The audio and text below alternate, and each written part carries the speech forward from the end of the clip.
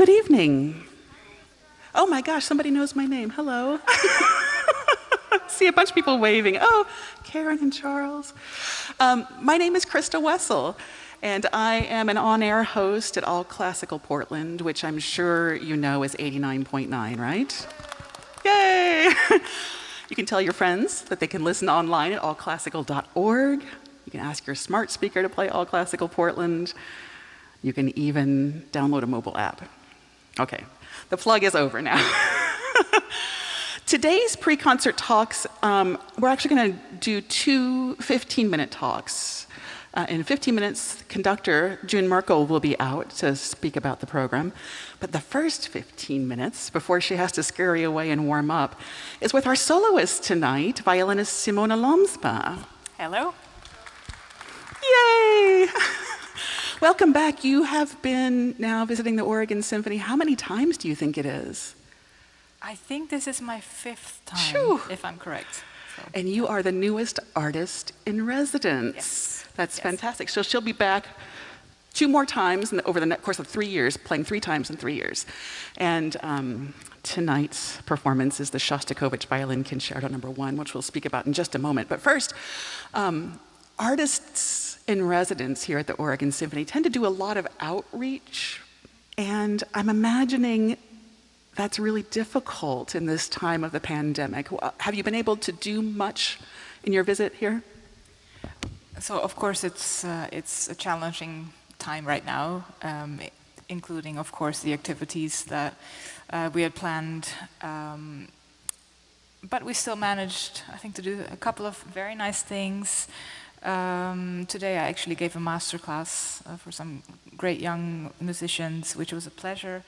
And I also went to play for some elderly people with cognitive conditions, which was very special, actually. So we managed to do some things and then didn't manage to do others. That's basically it. But I think we do what we can at this time, and I'm really just happy to be here.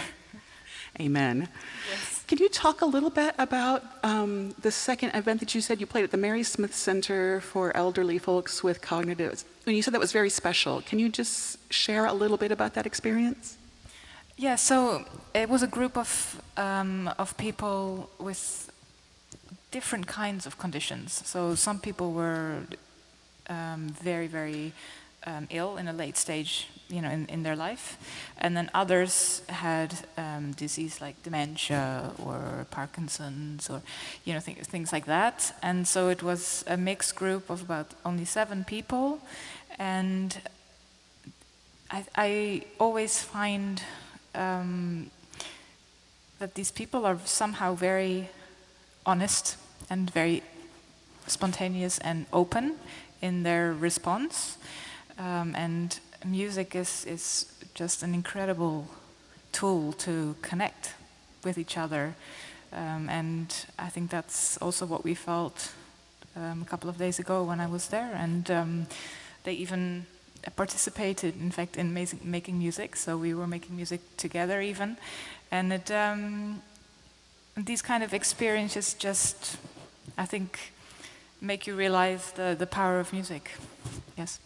When you do a visit like that, you're clearly not playing the Shostakovich Concerto. What kind of music do you play in a situation like that? Well, I played some different, different repertoire, and I played some Bach, which is, somehow Bach seems to work in any occasion. I think it always speaks to everybody, and differently to everybody, but yet it does speak. And so that, and also some Chrysler, some lighter pieces, even some Christmas songs. I know it's not Christmas anymore, but I think we can always play Christmas songs. So, so it was very enjoyable. I'm glad you had at least a couple of experiences, and hopefully when you come back next year, your second year of your residency, you'll just be doubly busy. Probably. I'm going for that. Everything is going to be back to normal. Yes. Fingers crossed. Yeah. All right, so you are tackling tonight a pretty formidable piece of music. She sighs. I thought, was that a sigh right there? I felt myself doing that, yes. The Violin Concerto Number 1 by Dmitri Shostakovich.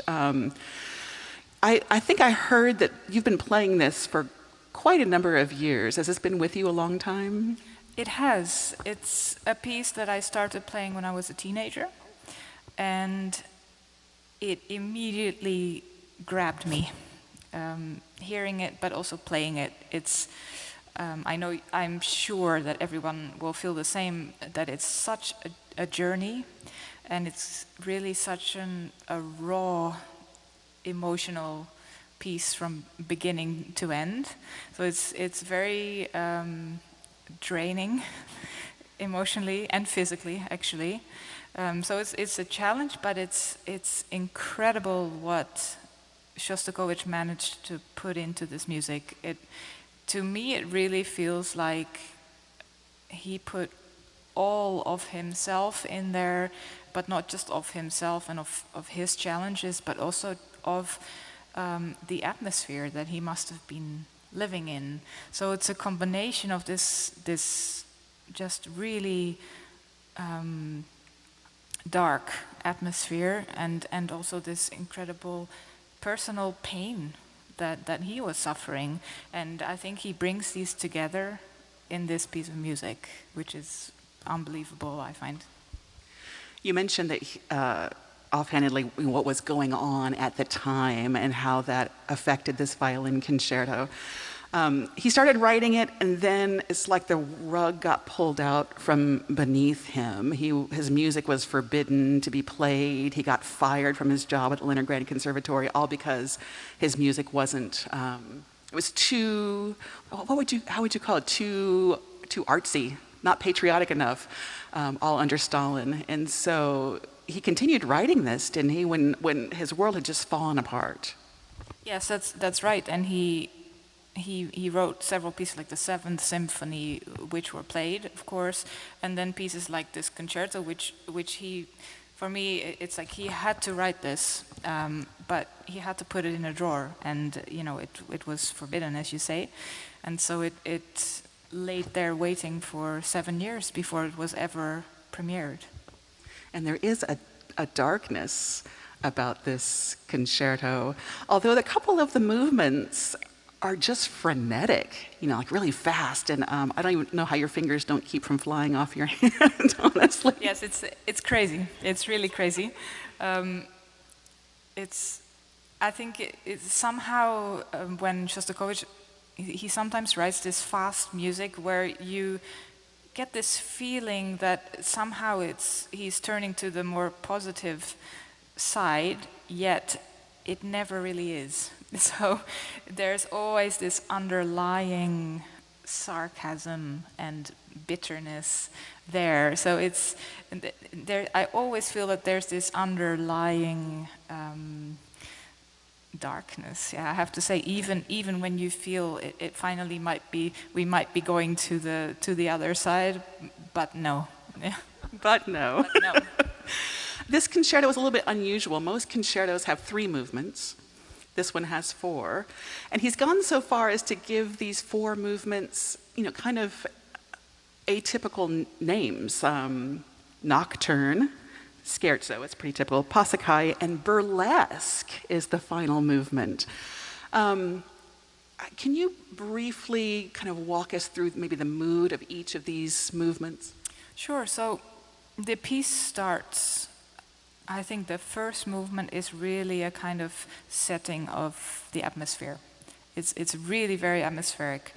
It sets a mood, and the second movement is then a very, as you said, it's like a frenzy. It's almost demonic and just flying, really. Then we come to the Passacaglia, where I think for sure it's the most personal of the movements. And interestingly, at the end of the third movement, there's a huge cadenza going from the third movement into the fourth movement, and it's really it's a tour de force, really, for the violinist. And it goes into the last movement, which, as I said, there you feel a certain, I won't say lightness, because it definitely isn't that, but you do feel a more an uplifting quality, yet with the sarcasm underneath. And it's, I think, interesting that Shostakovich wrote this piece, and he wrote the very opening of the last movement to be played by the soloist. So the theme was played by the soloist, but Oistrach, who it was written for, said, okay, please, would you mind, after this huge, painful third movement, and then this big cadenza, please give me a break, So in the end, this became played by the orchestra, and the violinist gets, a couple of seconds just to get the breath back. I'm glad you brought up the cadenza. I'm not a string player, so I've never had the opportunity to play anything like this. So when you say that is a tour de force, having listened to this concerto, I know that it's a longer cadenza than most, I think. I mean, maybe the Tchaikovsky Violin Concerto, 3 minutes, Beethoven, 3 minutes. This was more like 5 or 6 minutes long, I think.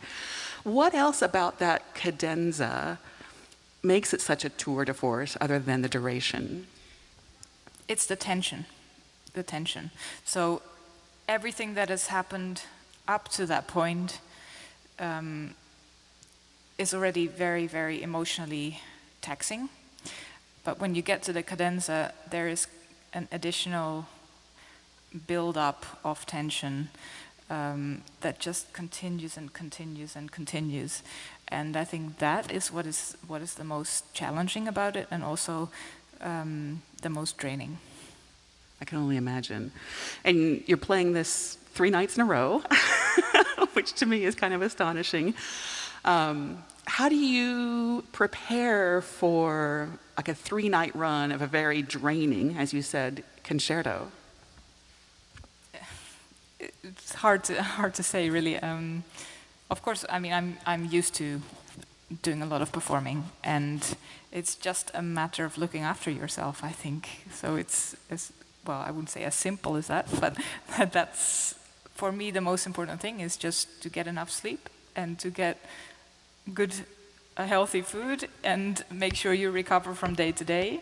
And the playing part I'm used to, and it's just you have to reload, basically. But it's, for me, it's I'm just grateful to play it 3 times. So it's not. It's just it's a pleasure to be able to do that. You recorded this concerto a few years ago, didn't you? And who did you record that with? With the Netherlands Radio Philharmonic and James Gaffigan.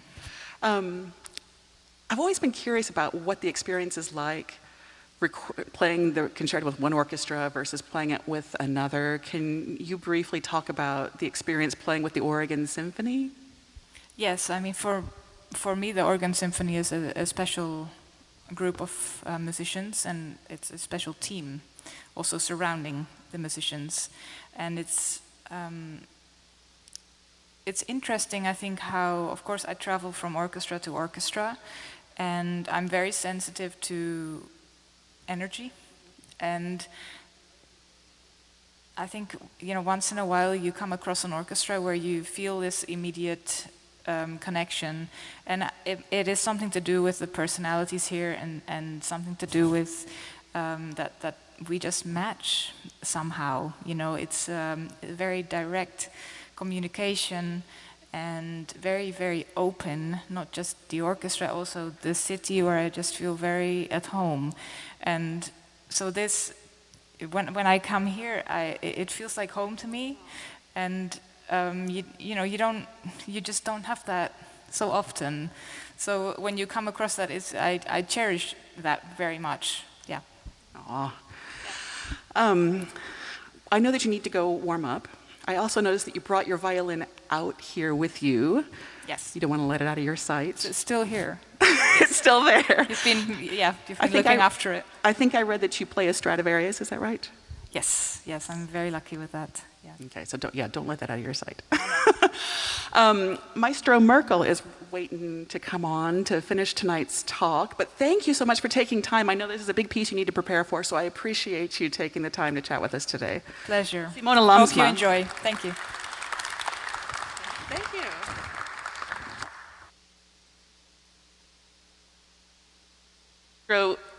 Jun Märkl.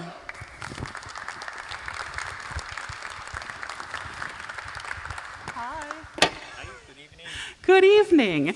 Maestro Märkl is the new Principal Guest Conductor of the Oregon Symphony, so we can expect to see you pretty frequently here, I imagine. Yeah, I really would love to do that.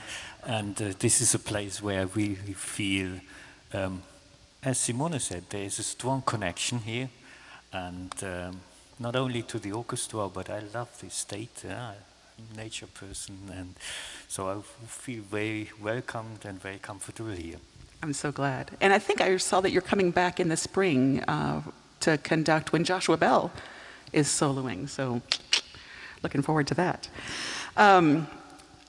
So let's talk a little bit about the program, which starts with this piece by Missy Mazzoli, which I think was kind of new to both of us, it sounds like. These Worlds in Us. I hear this kind of mournful tone, but also it starts with these very fun glissandos too. It's this interesting mix of sadness and light, I think. Is that what you hear in this piece too? I think it's maybe because the background is that the composer, Mazzoli, she dedicated that piece to her father. And so she actually has chosen a quite interesting instrumentation. She uses two harmonicas. Yeah. So this is a very unusual instrumentation, and you will see them in this corner far back in the percussion section. And that creates a very melancholic sound, and then supported by the different glissandi in the strings. It's a beautiful piece. It is beautiful. It's a beautiful way to start the program, and then juxtaposed with the Shostakovich. And then after intermission, I don't know whether you knew this about Maestro Märkl. He has recorded every single piece of Debussy's orchestral music on a 9-disc set, I think, with the Lyon French Orchestra. So we've got a Debussy expert here. What is it about Debussy's music that speaks to you? First of all, I always had a great love for French music.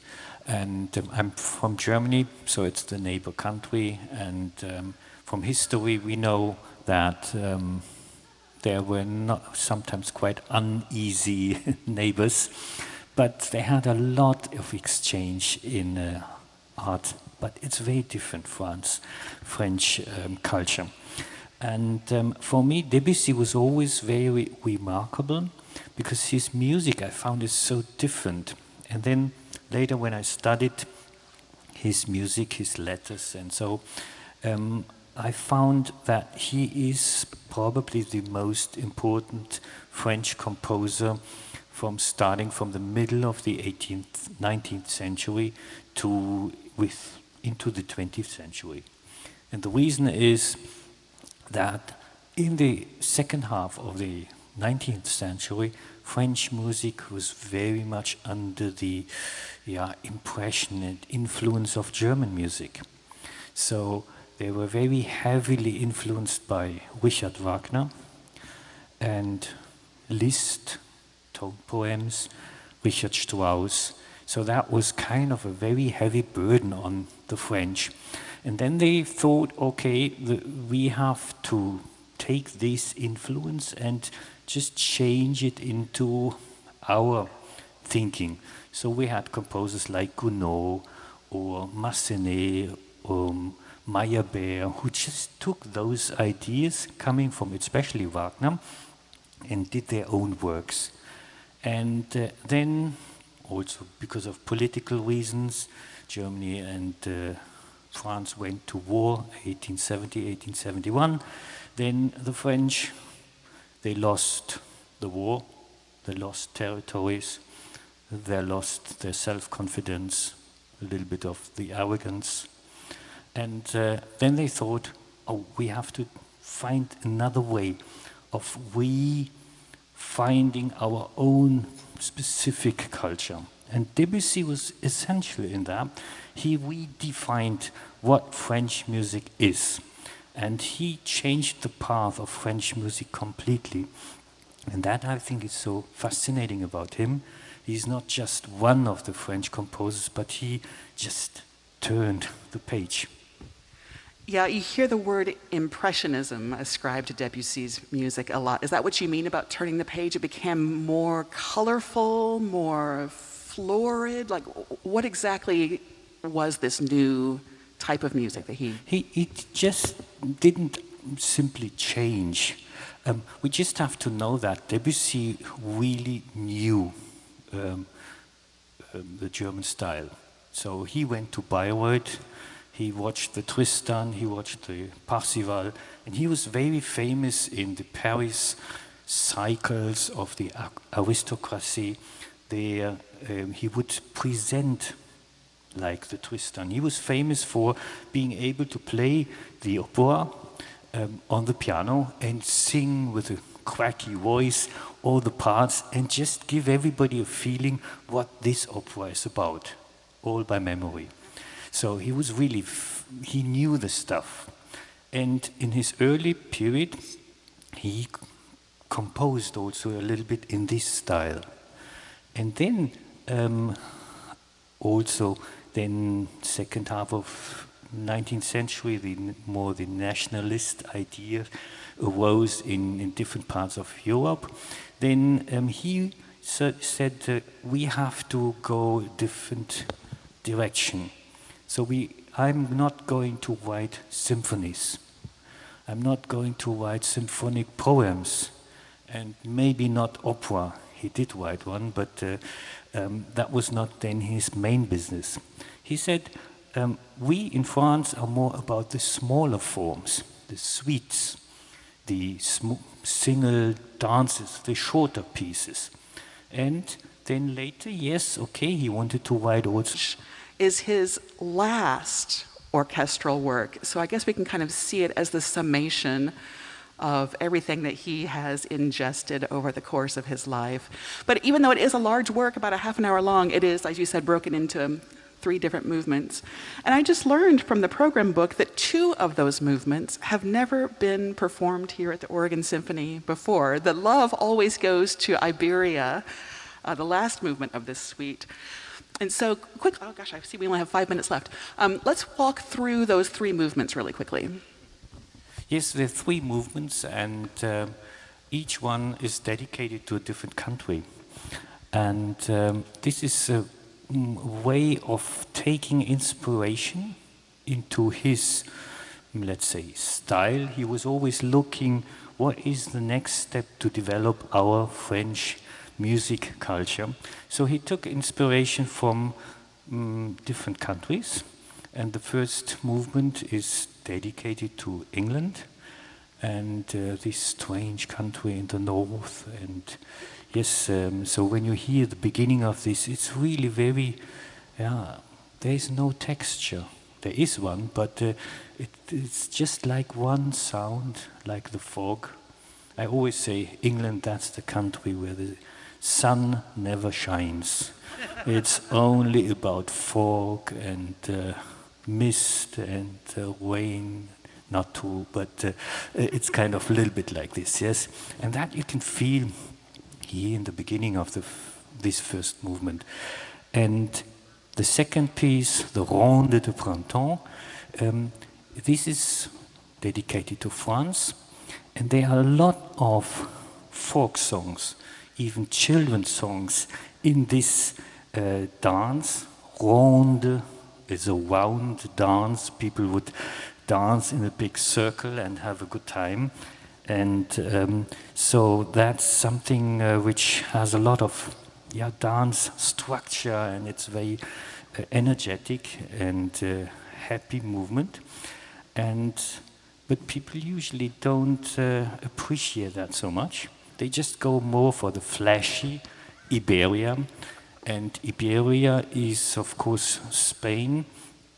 And when we talk about Spanish music, it's we just have to be a little bit careful, because Spanish music, there are different types of music in Spain. So when we usually talk about Spanish music, it's the music of Andalusia, around Sevilla, where Carmen was thought to have happened. And there was a real mod, a fashion to write Spanish music. And that took actually quite long. It's maybe one of the first was then Carmen, of course, 1876, 78, around them. And then Chabrier wrote this España piece, 1882, I think, and many others, even people from outside. Think about Rimsky-Korsakov, wrote this Capriccio Español. So what we will hear are a lot of Spanish motives and rhythmic structures, and so it's very flashy, but it's still a very French piece. And I think that's really remarkable. When you look at Debussy, then this piece is the end of the middle period. The middle period starts 1905 with La Mer, and La Mer has the subtitle Trois Esquisses, poem symphonique, so 3 sketches. So he also has this idea of some kind of painting, drawing, yes, and he writes then 3 impressions about the sea. And then now we are a step further. This piece now, Image, was written right after La Mer, 1905 to 1912, so it took him around 7 years to finish that. And again, 3 paintings, 3 pictures. And so here you find all the mastership in instrumentation, different colors, and everything what we think is very typical about the Impressionist painters. It's a beautiful program tonight, full of varied colors and varied moods, and I'm so glad to see so many of you here today, kind of broadening your knowledge about this music. I think it always helps the appreciation of the concert itself. So thank you for coming. Thank you to Maestro Jun Märkl for joining us today too, and have a great night. Thank you very much.